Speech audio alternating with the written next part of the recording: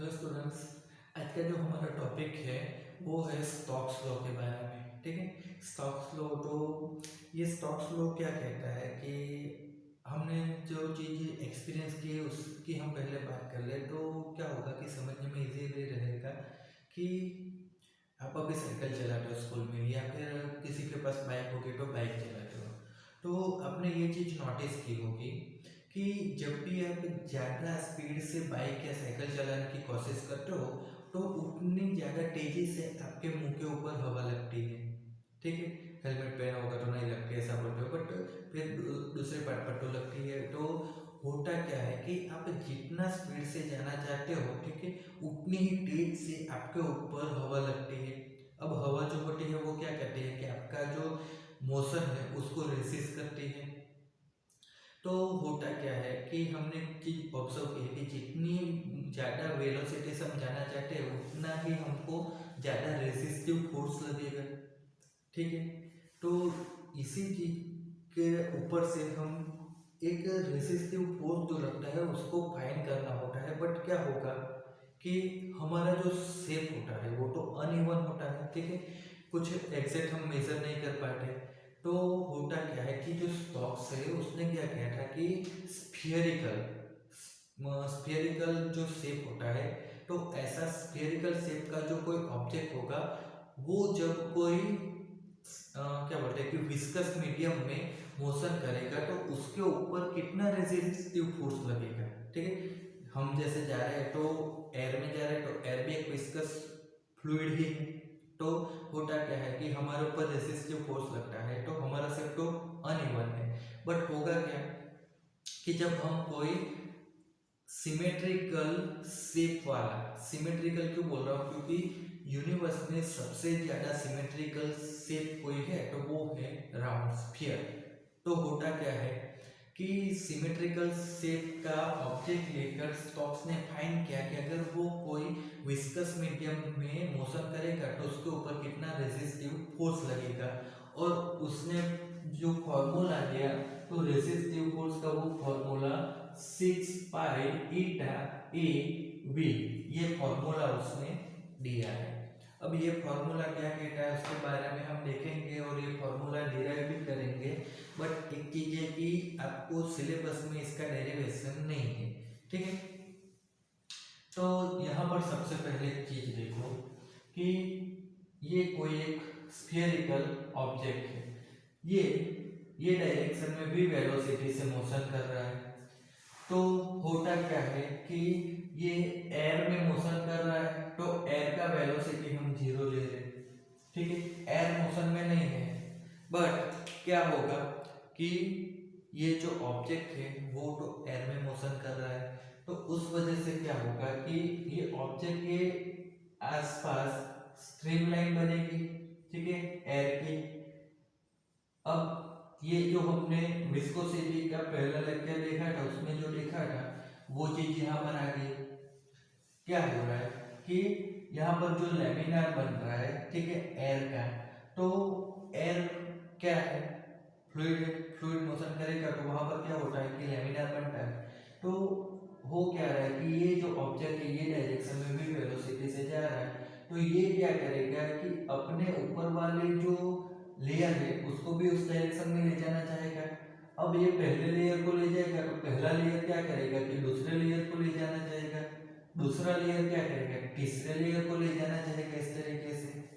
तो इस केस में क्या होगा कि जो हमने हनी और ग्लास वाला देखा था वहां पर कि जो ऑब्जेक्ट मोशन में है वो अपने ऊपर वाले लेयर को, वो अपने ऊपर वाले लेयर को उस डायरेक्शन में मोशन करवाना चाहता है। बट यहाँ पर आप देखो तो जो एयर है वो क्या है, वो मोशन में नहीं है। तो वो क्या करेगी कि ये जो मोशन कर रहा है उसके ऊपर ये डायरेक्शन में रेजिस्टेंस लगाएगी। रेजिस्टेंस लगाएगी कि ऑब्जेक्ट एयर को उधर ले जाना चाहते हैं, बट सेम केस में एयर जो है वो स्टेडी है तो वो ऑब्जेक्ट को रोके रखना चाहेगी। तो उस वजह से क्या होगा कि ऑब्जेक्ट उधर जाना चाहता है बट इसके ऊपर ये डायरेक्शन में क्या होगा कि रेजिस्टिव फोर्स लगेगा। ठीक है, तो यहाँ पर हो क्या रहा है कि एक अलग ही केस है कि वेलोसिटी इंक्रीज हो रही है तो होगा क्या कि उतना ही रेजिस्टिव फोर्स इंक्रीज होगा। ठीक है, अगर ये वाला ऑब्जेक्ट इधर जा रहा है तो ये अपने साथ एयर को भी उधर ले जा रहा है, तो हो क्या रहा है कि ये जितना उधर आगे जल्दी जाएगा उतना ही एयर उसको भी पीछे रोके रखने के लिए उतना ज़्यादा फोर्स लगाएगी ना। तो उस वजह से क्या होगा कि जितना वेलोसिटी बढ़ेगा उतना रेजिस्टिव फोर्स यहाँ पर बढ़ेगा। तो यहाँ पर हमको एक चीज देखनी है कि जो रेजिस्टिव फोर्स की बात करें तो वो क्या होगा कि वेलोसिटी को प्रोपोर्शनल रहेगा। दूसरी चीज कि अगर मान लो कि ये ए जितना रेडियस है इसका, तो रेडियस की तो बात नहीं होगी, बात में आएगी, बट ये जो फोर्स लगता है तो वो क्या होगा कि ऑब्जेक्ट जो होता है उसके एरिया पर भी डिपेंड करता है। और तीसरी बात कि मान लो कि एयर है यहाँ पर, बट कोई भी अगर रैंडम मीडियम होगा तो जिसका विस्कोसिटी इंडेक्स इतना होगा तो जो फोर्स होगा ना वो विस्कोसिटी इंडेक्स पर भी डिपेंड करेगा। ठीक है, तो अब यहाँ पर होता क्या है कि जो रेजिस्टिव फोर्स लग रहा है ये तीन चीजों पर डिपेंड कर रहा है। तो पहला तो हमने देख लिया कि रेजिस्टिव फोर्स क्यों लग रहा है, तो वेलोसिटी के हिसाब से देख लिए, तो दोनों एक दूसरे को प्रोपोर्शनल है। अगर वेलोसिटी बढ़ाएंगे तो क्या होगा कि जो स्टेडी मीडियम है एयर, तो वो क्या करेगी कि वो भी ऑब्जेक्ट को रोके रखने के लिए उतना ज़्यादा रेजिस्टिव फोर्स लगाएगी। दूसरी चीज के एरिया के ऊपर आ रहा है कि एरिया के ऊपर भी डिपेंड कर रहा है, तो जितना ज़्यादा एरिया उतना ज़्यादा रेजिस्टिव फोर्स लगेगा। कैसे, तो अभी समझो कि मान लो कि ये बॉर्ड है, ठीक है, ये बॉर्ड है, अभी इसको तो निकाल के नहीं दिखा सकता, तो ये मान लो कि ये बॉर्ड है। तो अगर आप बाइक के ऊपर बैठकर इसको ऐसा ही रख के ये डायरेक्शन में ले जा रहे हो तो क्या होगा, बहुत ज़्यादा फोर्स लगेगा। ठीक है, ठीक से बाइक नहीं चला पाओगे। बट इन सेम केस अगर आप इसको इसी तरीके से रख दो, ठीक है, अब आप इसको ले जाओ तो क्या होगा कि आपको पता भी नहीं चलेगा। ठीक है, क्या होगा कि तब आपको सिर्फ और सिर्फ इसका वेट नीचे की ओर लगेगा। ठीक है, बट अगर आप इसको इस तरीके से ले जाओगे तो क्या होगा कि रेजिस्टिव फोर्स भी बहुत ज़्यादा आपको लगेगा। ठीक है, आप एक्सपीरियंस करके देख सकते हो ये चीज़। तो यहाँ पर हो क्या रहा है कि जो रेजिस्टिव फोर्स लगता है वो क्या होगा कि एरिया के ऊपर भी डिपेंड करेगा। तो हुआ क्या कि जितना एरिया बढ़ गया उतना ज़्यादा रेजिस्टिव फोर्स लगा। तीसरी बात कि ईटा के ऊपर, मतलब कि मीडियम कितना विस्कस है उसके ऊपर भी डिपेंड करेगा। मैंने इस तरीके से हाथ घुमा दिया, कुछ भी नहीं हुआ। ठीक है, बट अगर मैं सेम रे पर अगर क्या करूँगा कि हवा की जगह पर मैं अगर पानी में इस तरीके से हाथ मारूंगा या फिर ऑयल में इस तरीके से हाथ मारूंगा तो क्या होगा कि वहाँ पर रेजिस्टिव फोर्स बहुत ज़्यादा होगा, मेरे हाथ में भी लग सकता है। ठीक है, आप खुद ट्राई करके देख सकते हो। तो होता क्या है कि अगर विस्कोसिटी ज़्यादा होगी तो भी रेजिस्टिव फोर्स ज़्यादा होगा। एयर भी विस्कस है बट उसकी विस्कोसिटी कंपेयर टू वाटर या ऑयल बहुत कम होती है, तो होता क्या है कि हमको वो रेजिस्टिव फोर्स पता नहीं चलता है। तो हुआ क्या है कि जो रेजिस्टिव फोर्स लग रहा है वो क्या हो रहा है कि विस्कोसिटी, एरिया और ईटा तीन चीज़ों पर डिपेंड करती है। अब जैसे कि मैंने पहले बताया, क्या होता है कि हमारा जो शेप होता है तो उसका एरिया हम फाइंड करना है तो वो अनइवन होता है, तो हम इजीली नहीं कर सकते हैं। तो होता क्या है कि यहाँ पर स्टोक्स ने स्फीयर कर लिया है, तो स्फीयर का एरिया क्या होता है कि पाई आर स्क्वायर के बराबर होता है। ठीक है, तो होता क्या है कि एक्चुअली ये जो फोर्स होगा वो क्या होगा कि एरिया को छोड़ के हम क्या करते हैं कि वो रेडियस पर डिपेंड करेगा, इस तरीके से हम ले लेते हैं। तो अब यहाँ पर हम कॉमन लेके लिख सकते हैं कि जो फोर्स है वो क्या होगा कि कोई कांस्टेंट के ले लेते हैं और ईटा, ए, बी इन तीनों चीजों पर डिपेंड करता है। ठीक है, तो तीनों को कॉमन ले लिख देते हैं और एक कांस्टेंट के लिख लिया। अब ऑब्वियसली जो कांस्टेंट है वो क्या होगा, डायमेंशन लेस होगा, तो इसका तो कोई डायमेंशन नहीं आएगा। बट यहाँ पर एक चीज पहले ये नोटिस करनी है कि फोर्स के साथ, वेलोसिटी के साथ फोर्स बढ़ रहा है, बट कौन से इसका दोनों का जो वैल्यू होगा वो कौन से प्रोपोर्शन में होगा। ठीक है, तो फोर्स के साथ वेलोसिटी जो बढ़ रही है, ठीक है, या वेलोसिटी के साथ फोर्स बढ़ रहा है तो वेलोसिटी के स्क्वायर के साथ भी बढ़ सकता है फोर्स, या वेलोसिटी के स्क्वायर रूट के साथ भी फोर्स तो बढ़ सकता है। वेलोसिटी का कौन सा वैल्यू होगा, कौन सा प्रोपोर्शन होगा वो तो हमको पता ही नहीं है, तो वो हमको फाइंड करना पड़ेगा। ठीक है, यहाँ पर तो हमने सिर्फ रिलेशन देखा है कि अगर वेलोसिटी बढ़ रही है तो फोर्स बढ़ रहा है, एरिया बढ़ रहा है तो फोर्स बढ़ रहा है, विस्कोसिटी बढ़ रही है तो फोर्स बढ़ रहा है, बट कौन से प्रोपोर्शन में बढ़ रहा है वो तो हमने देखा ही नहीं है, तो वो हमको फाइंड करना पड़ेगा। तो वो हम कैसे फाइंड कर सकते हैं? तो डायमेंशन एनालिसिस के सेकंड चैप्टर में जो आप पढ़ चुके हो, तो यहाँ पर हम क्या लिख सकते हैं कि जो फोर्स है तो उसका हम ए रेशियो ले, इसका प्रोपोर्शन हम ए ले रहे हैं, रेडियस जो है ए उसका हम बी ले रहे हैं और वेलोसिटी का सी ले रहे हैं। तो यहाँ से हम अब क्या करेंगे कि डायमेंशनल एनालिसिस प्रोसेस में हम दोनों साइड पर क्या करते हैं कि डायमेंशन लिख लेते हैं। तो फोर्स का डायमेंशन फॉर्मूला क्या आता है कि m1 L1 T - 2, ठीक है। अब यहाँ पर ये जो फॉर्मूला है कैसे आता है ऑप्टेन में अब नहीं करने जाऊंगा, आप लोग बहुत सारा पढ़ चुके हो 11th स्टैंडर्ड, तो ये अब आपको याद रहना चाहिए फोर्स के लिए, ठीक है। की का ड्रॉइंग करने, ईटा का हमने लास्ट वीडियो में देखा था क्या होता है कि m1 L -1 T -1। अब इसका ईटा का डायमेंशन ले लिया, बट इसका प्रोपोर्शन क्या लिया a, तो जो डायमेंशन फॉर्मूला आएगा वो a का पावर बन जाएगा, उसका पावर a बन जाएगा। a मतलब रेडियस क्या है, तो रेडियस के लिए तो l आएगा, तो उसको हम b ले रहे हैं, और v मतलब क्या है तो वेलोसिटी है, तो वेलोसिटी का डायमेंशन L1 T -1 आता है, तो उसका पावर c हो जाएगा।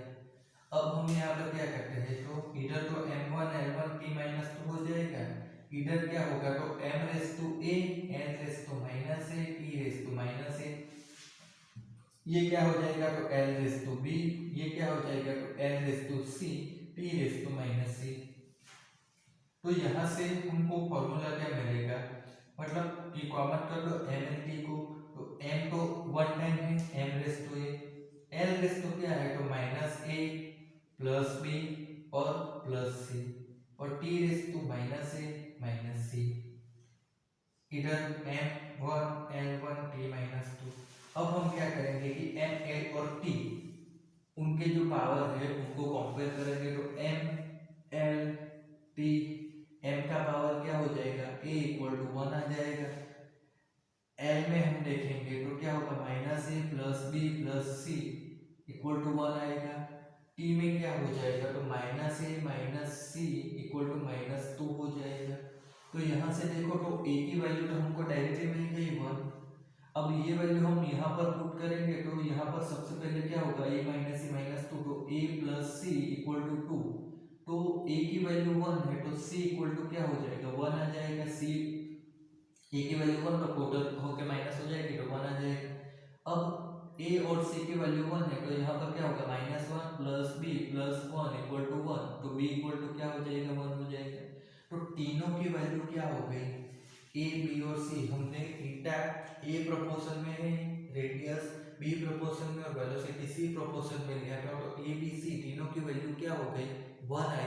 तो हम क्या लिख सकते हैं कि force = k eta a v, ठीक है। तो यहाँ से क्या होगा कि k की जगह 6 पाई प्रैक्टिकली वैल्यू ऑब्टेन की गई है, ठीक है, प्रैक्टिकली।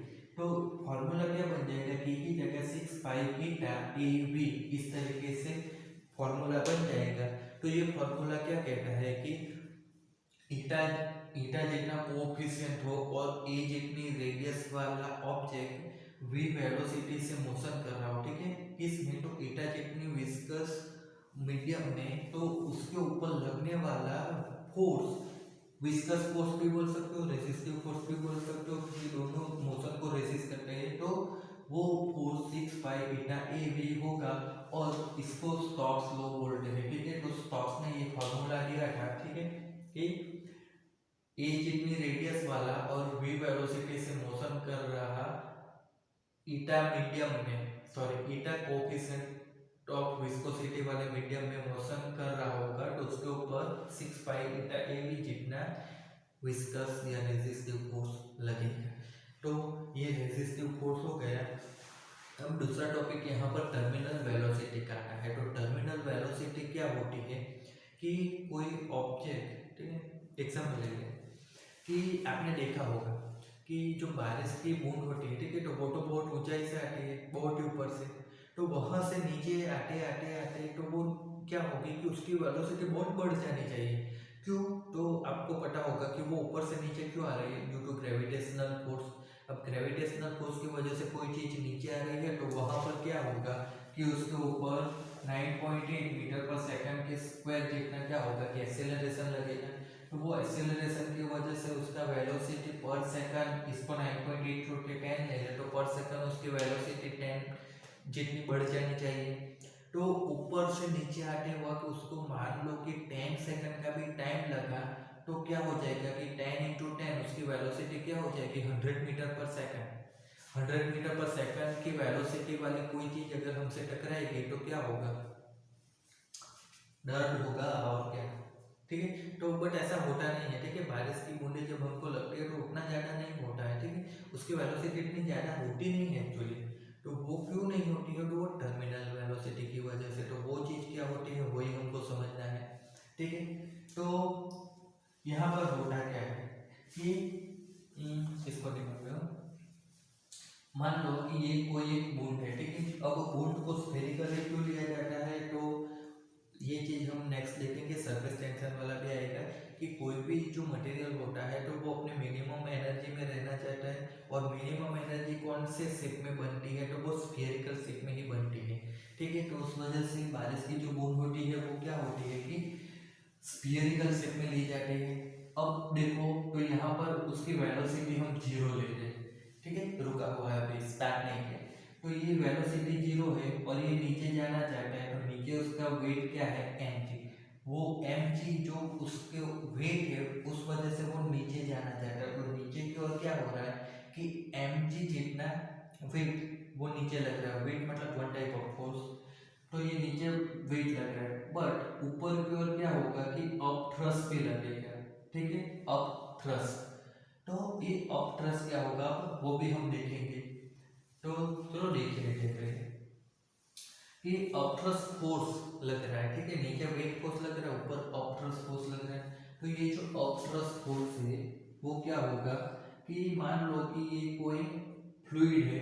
फ्लूइड के अंदर आपने कोई एक ऑब्जेक्ट डाला है। ठीक है, ये ऑब्जेक्ट डाला तो ये ऑब्जेक्ट क्या करेगा कि अपने ही वॉल्यूम के जितना क्या करेगा कि लिक्विड बाहर कर देगा या अपनी जगह से डिस्प्लेस कर देगा।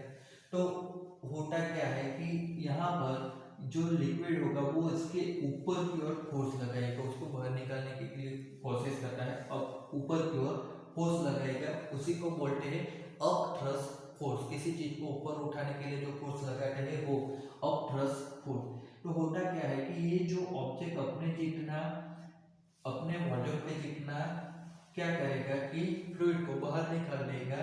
तो उसका जो बाहर निकाल देगा मतलब कि डिस्प्लेस कर देगा एक्चुअली। ठीक है, वो पूरा कंटेनर भरा होगा तो बाहर निकाल देगा, अगर उसमें स्पेस होगी तो वो वहां पर ही अपने वॉल्यूम के जितना लिक्विड को डिस्प्लेस कर देगा। तो होता क्या है कि जब कोई फ्लूइड में आप कोई सॉलिड ऑब्जेक्ट डाल रहे हो तो होता क्या है कि उसके ऊपर अपट्रस फोर्स जो लगता है तो वो फोर्स क्या होगा, तो वो फोर्स होता है m इंटू जी जितना। बट अब यहाँ पर होता क्या है कि मास किसका होगा, तो वो मास इसका होता है। बट अब मास को हम क्या लिख सकते हैं, तो डेंसिटी इंटू वॉल्यूम। तो अब ये डेंसिटी क्या हो जाएगी, तो यहाँ पर जो मास निकला है, ठीक है, ये मास की डेंसिटी क्या होगी, तो ये लिक्विड की डेंसिटी रो ले तो इसकी डेंसिटी भी रो ही होगी।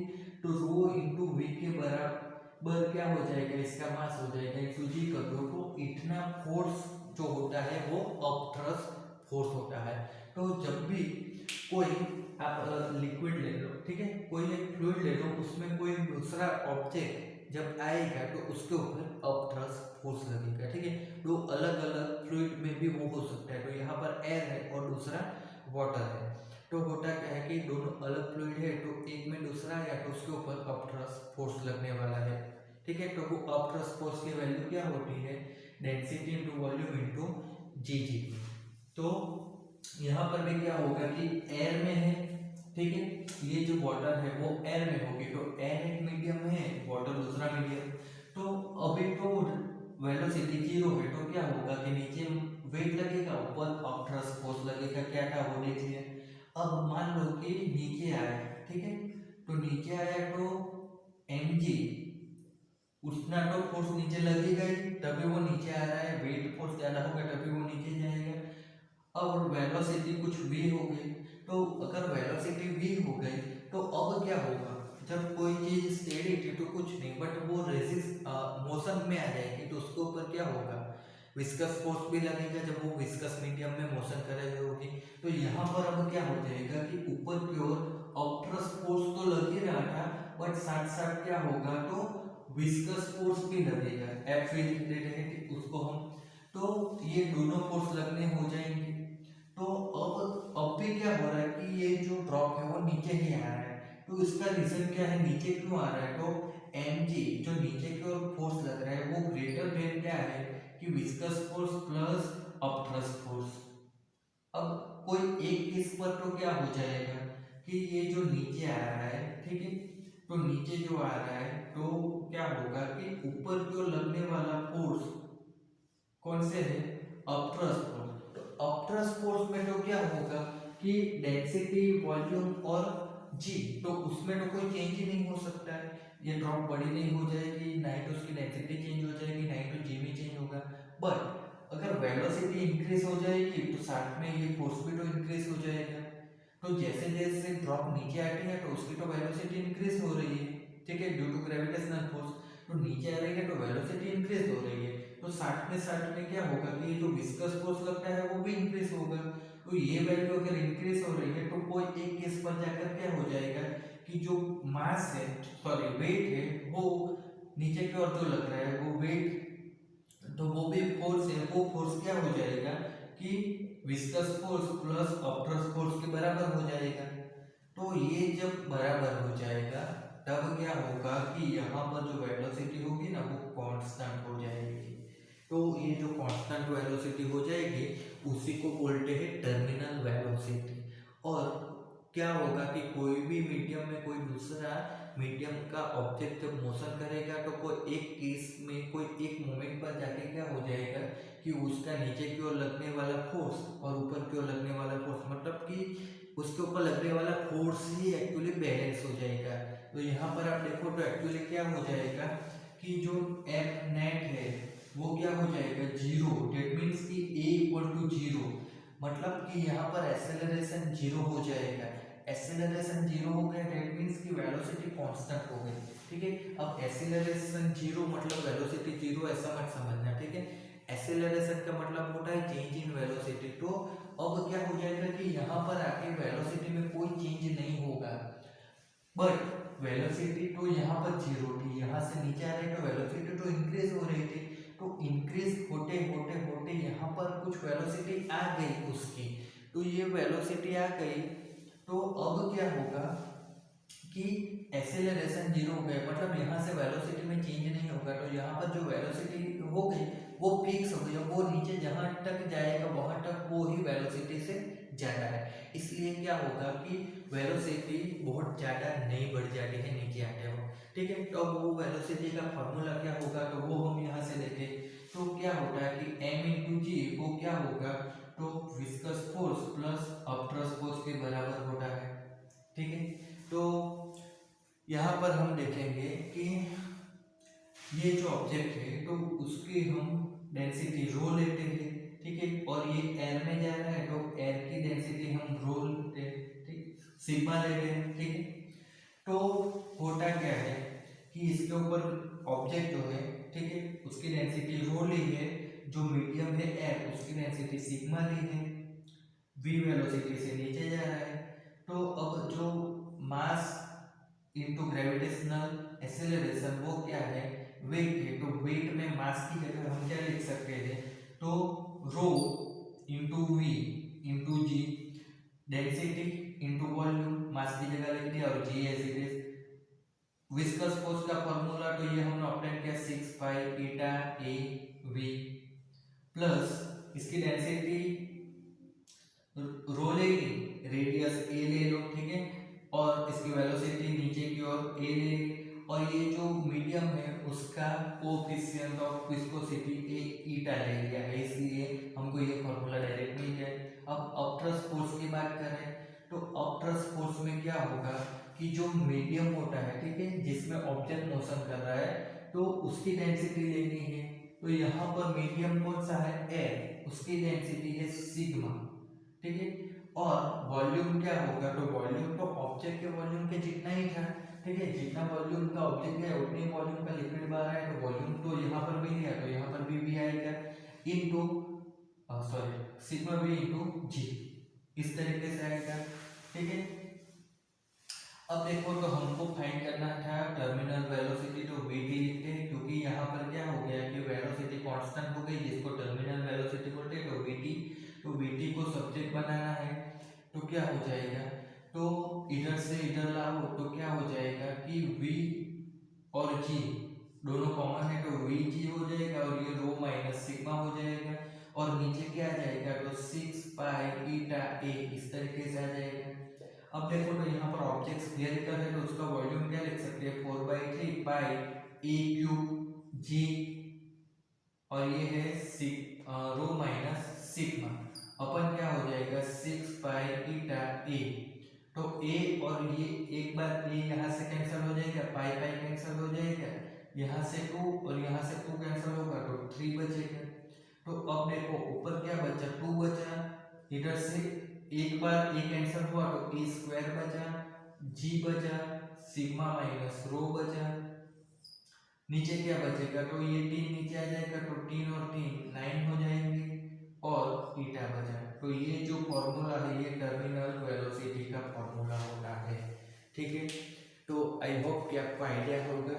क्विक रिवीजन कर लेते हैं कि जब ऊपर से बारिश की बूंद नीचे आ रही है तो क्या होता है कि उसको ग्रेविटेशनल फोर्स की वजह से वो नीचे आ रही है तो उसका एक केस पर क्या हो जाएगा कि वो नीचे आ रहे हैं तो ऊपर विस्कस फोर्स भी लगता है तो उस वजह से नीचे और ऊपर लगने वाला फोर्स बैलेंस हो जाएगा, तो फोर्स बैलेंस हो जाएगा तो एक्सेलरेशन 0 हो जाएगा। तो एक्सेलरेशन 0 मतलब वेलोसिटी कांस्टेंट हो जाएगी, उसी को टर्मिनल वेलोसिटी बोलते हैं। अब यहाँ पर जो ऑब्जेक्ट नीचे आ रहा है उसकी डेंसिटी हमने रो ली है, उसकी रेडियस हमने ए ली है, ठीक है, वेलोसिटी वी ली है, बाहर का जो मीडियम है उसका विस्कोसिटी इंडेक्स ईटा लिया है, उसकी डेंसिटी हमने सिग्मा ली है। तो होता क्या है कि मास इनटू ग्रेविटेशनल एक्सेलरेशन वो वेट है वो किसके बराबर हो गया, विस्कस फोर्स प्लस अपथर्स फोर्स के बराबर हो गया, तो फिर दोनों का फॉर्मूला रखा। अब जो वेलोसिटी होती है वो टर्मिनल वेलोसिटी है तो वी टी लिख देते हैं तो उसको सब्जेक्ट बना दिया, तो इस तरीके से क्या हो जाएगा कि हमको वी टी का फॉर्मूला मिल जाएगा, ठीक है। तो इसके ऊपर से अब हम एक न्यूमेरिकल कर लेते हैं, बुक का 10 पॉइंट है कुछ। तो एग्जाम्पल 10.10 में हमको क्या बोला गया है कि इतनी रेडियस वाला एक स्फीयर है वो ऑयल में गिर जाता है इतनी वेलोसिटी से, तो जो ऑब्जेक्ट है उसकी डेंसिटी इतनी है, ऑयल की डेंसिटी इतनी है और हमको फाइंड करना है इसका विस्कोसिटी, ठीक है, मतलब ईटा फाइंड करना है। तो यहाँ से हम फॉर्मूला क्या लिख सकते हैं, तो अब देखो तो यहाँ से फॉर्मूला होगा ईटा इक्वल टू क्या हो जाएगा 2a² जी रो माइनस सिग्मा अपन क्या हो जाएगा तो 9 इंटू वी टी, इस तरीके से हो जाएगा फॉर्मूला। तो अब फॉर्मूला में क्या है कि डायरेक्ट वैल्यू रख लेनी है, 2 इंटू ए स्क्वायर है तो मतलब क्या हो जाएगा 2 इंटू 10⁻³ का स्क्वायर हो जाएगा इंटू 9.8 और दूसरा क्या आएगा नीचे 9 इंटू वी टी क्या है तो 6.5 इंटू 10⁻² और ये रो माइनस सिग्मा है, रो माइनस सिग्मा मतलब ऑब्जेक्ट डेंसिटी माइनस मीडियम की डेंसिटी, ठीक है। यहाँ पर बहुत लोगों को कंफ्यूज होता है रो माइनस सिग्मा में, तो याद क्या रखना है कि जो भी ऑब्जेक्ट होगा जो मोशन कर रहा होगा उसकी डेंसिटी में से जो मीडियम था जिसमें वो मोशन कर रहा है उसकी डेंसिटी माइनस करनी होती है, ठीक है। ऑब्जेक्ट की डेंसिटी माइनस जिसमें वो मोशन कर रहा है उस मीडियम की डेंसिटी उसको माइनस करना है।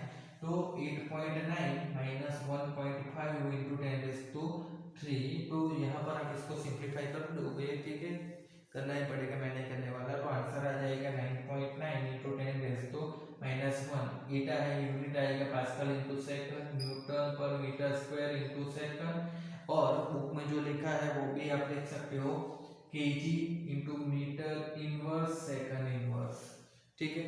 तो आई होप कि आपको आइडिया आ गया होगा। तो मिलेंगे नेक्स्ट वीडियो में नए टॉपिक के साथ।